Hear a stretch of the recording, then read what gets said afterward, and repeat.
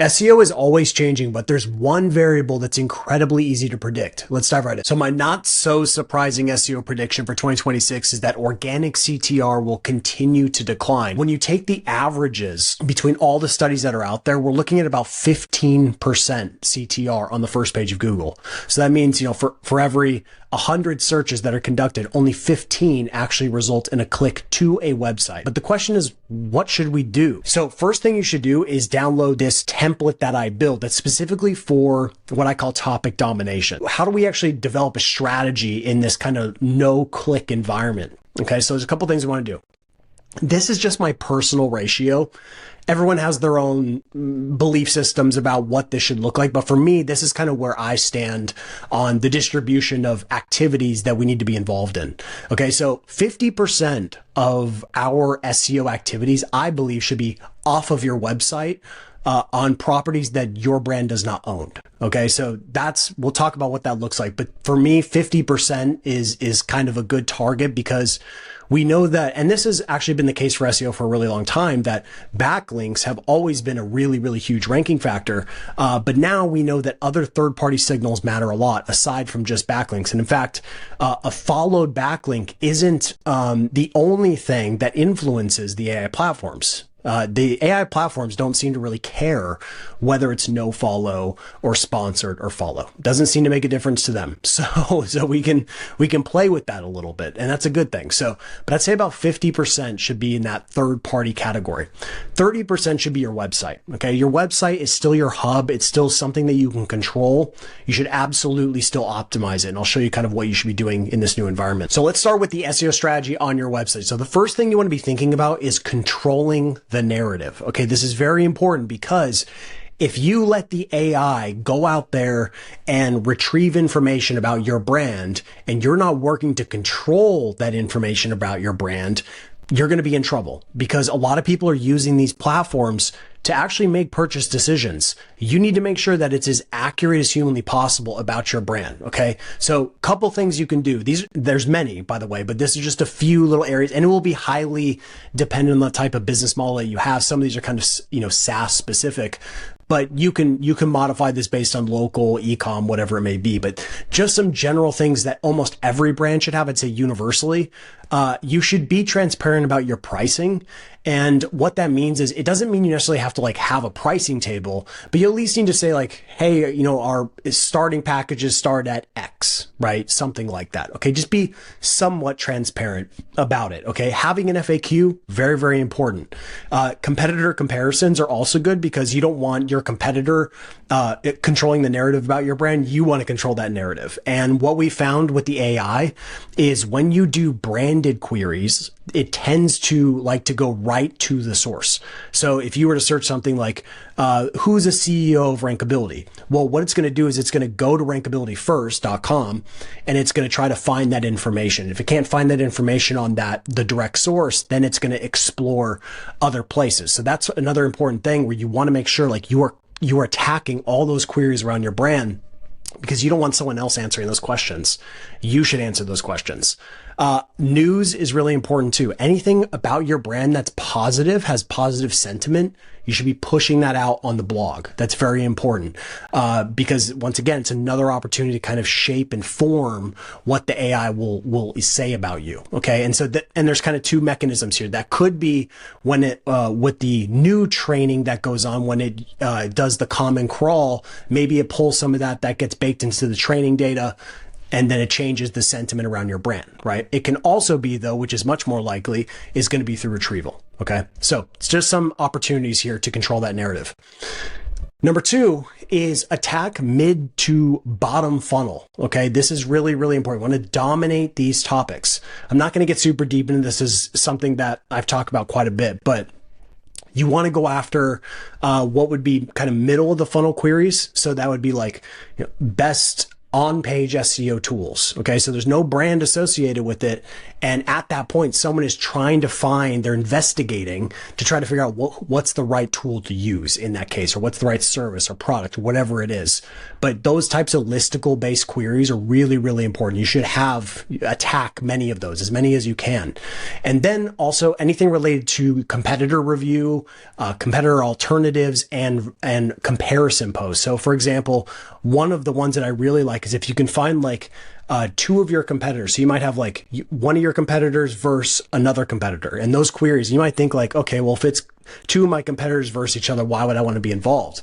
Well, we've actually found, which is kind of cool, is you can do your like competitor A versus competitor B versus your brand. Okay. So if you do that triple, that actually will allow you to rank for that shorter head query, but then you'll also rank for the longer query as well. We've actually found that to be really, really effective. No one really does that. So little technique you can use that's very, if you're willing to go that route. Not every business is okay with talking about their competitors, and I understand that. But if you're willing to be a little more aggressive, that's the technique that you can use. And then the third type of asset you should build on your website are what I call anti-AI assets. And this is so important because we do not want to be building generic how-to content or guides or checklists. If you do that, you are simply feeding the AI the information that it wants. Okay. You're literally just giving it what it wants, and you get almost no benefit of doing it because all you're doing is training the AI. You're giving it the inputs that it desires, and it's not going to give you anything in return. It's not going to give you traffic in return. There used to be, for many, many years, a pretty fair exchange of value, right? You would produce content and then Google would send you traffic. That was the idea. That doesn't exist anymore. There's not a fair exchange of value anymore. So when you produce content and they go through another training cycle, your content might be used in that training process and you will not get any benefit from this. And we can see this with food blogs, right? Like you can now look up recipes on ChatGPT all day and you will not see a citation. There will be no citations. There will be no sources. The AI didn't just magically come up with that information. It had to have crawled that information, baked it into the training, and now it's in the static corpus, which means it doesn't even need to go and use retrieval. And so basically you would render those recipe blogs useless at this point because of the AI. I'm not saying that's good, but that's just what we're up against right now.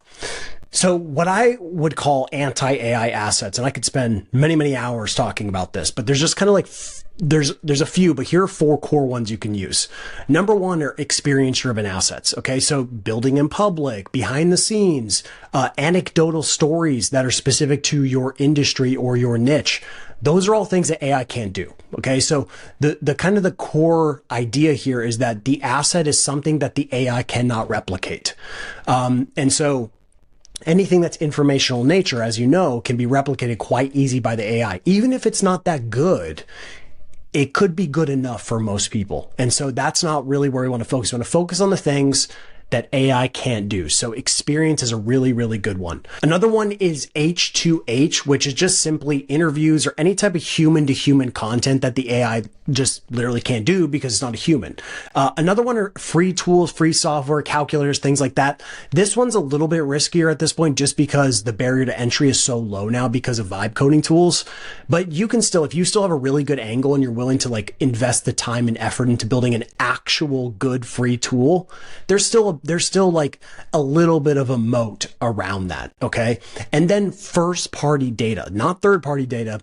Third party data will not work very well anymore because you can just go right into ChatGPT or Gemini or any of the AI platforms, conduct deep research, and it will go and extract all of that third party data, bring it back to you. And now you've got a beautiful, full research report with no effort whatsoever.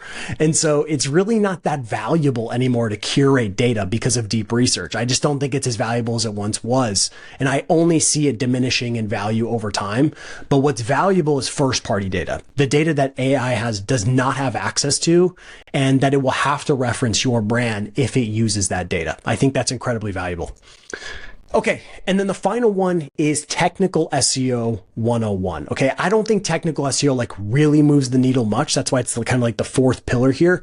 But these three are way more impactful, but you still have to do some basic technical SEO. Okay, 4 things here. If you can just do these 4 things, this is like 90%, maybe 95% of the equation. Okay, number 1, HTML. Your website must be HTML. This is the simplest suggestion I can give you, not JavaScript, not some other language, HTML. If you don't do HTML, you are basically asking to be invisible in the AI platforms.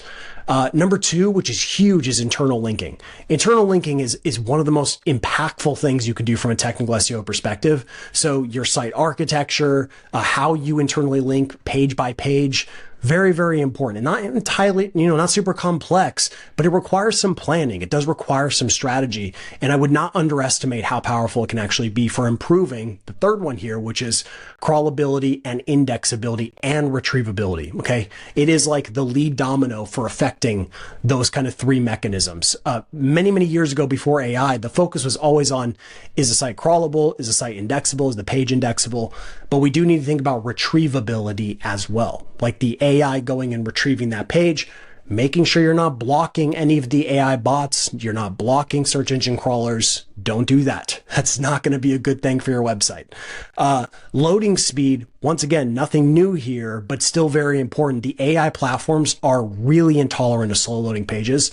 So it's only a beneficial thing to make your pages faster. There's no downside to having a faster page. It affects user experience, it affects conversion rates, and it affects your ability to drive awareness in traditional search engines and in the AI platform. So it's basically a no-brainer. So now moving on to your SEO strategy for brand assets. So I'm not going to go super deep into this, but in essence, the biggest takeaway hopefully you can get from this is that if you're going to go after informational queries, so let's say how-to content, guides, checklists, listicle, whatever it is. Okay. Anything that's targeting an informational query, you should do it on these other platforms. Don't do it on your website.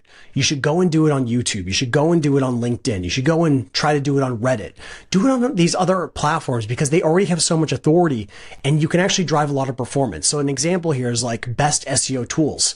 This is an incredibly difficult keyword to rank for, if with your website. But on YouTube, like when I use my YouTube channel to rank for it, I actually pull, and obviously this is, where I'm located. Maybe it's different where you are, but at least where I am, like I'm pulling 3 different spots for this incredibly competitive keyword, all just from 3 YouTube videos. Okay. I didn't need to go and build backlinks or do anything crazy. Now I did have to invest, and I've been doing YouTube since 2017. So I've invested a lot of time and effort into this game, but at the same time, like just showing how powerful this can be. And so I cannot stress it enough. You should basically take all of your informational queries and start to attack attack those queries on other platforms. Yes, you should be doing video. You should be doing audio via podcast.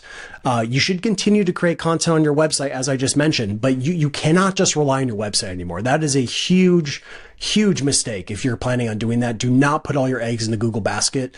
We want to try to absolutely dominate the first page of Google and the first page of any public search engine because they are used for retrieval. So it is so critical. SEO is still very, very important, but it's not just SEO on your website. It's SEO across multiple channels. And then lastly, third party, like I mentioned, I could spend a lot of time on this, but these are some of the core ones that we know for sure are used for retrieval and even for training the AI platforms for the static corpus. YouTube is huge, absolutely huge. You have to be there. And it doesn't necessarily mean that you have to go with your brand, although I do recommend that.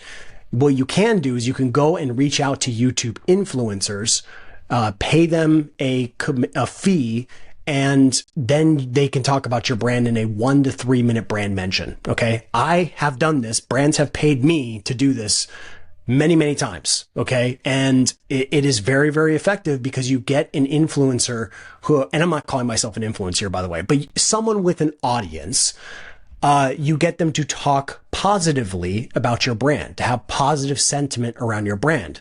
And what the AI platforms do is they extract your transcript, and using NLP and the sentiment technology that they have, they can measure that. And the AI is not very good at differentiating between a paid mention versus an organic mention. It doesn't seem to care.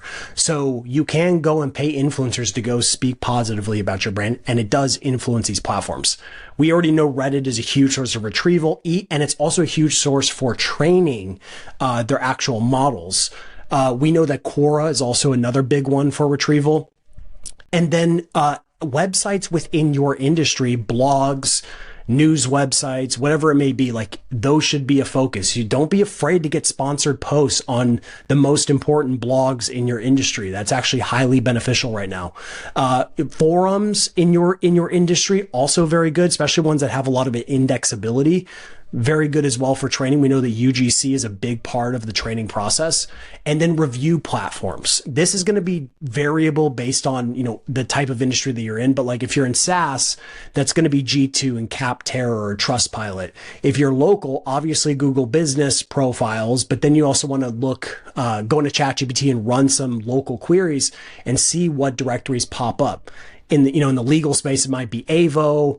If you're a plumber, it's going to be Thumbtack and Yelp. So highly specific based on the industry, but these review platforms are really important. You want to try to drive reviews across multiple platforms, and so basically at this point, what I'm telling you to do is you have to do marketing. Okay. Like I wish I could tell you it was something else, but the reality is you have to market your brand. Okay. You have to get out on multiple platforms. You have to become a marketer. And this is just what's required now. There's really like this concept of just going to a website and like geeking out about technical SEO on your website and just focusing on your little website. Those days are gone. Like you have to literally do digital marketing. Okay. That's all there is to it. So I hope this helps. And thank you so much for watching. I'll see you in the next video.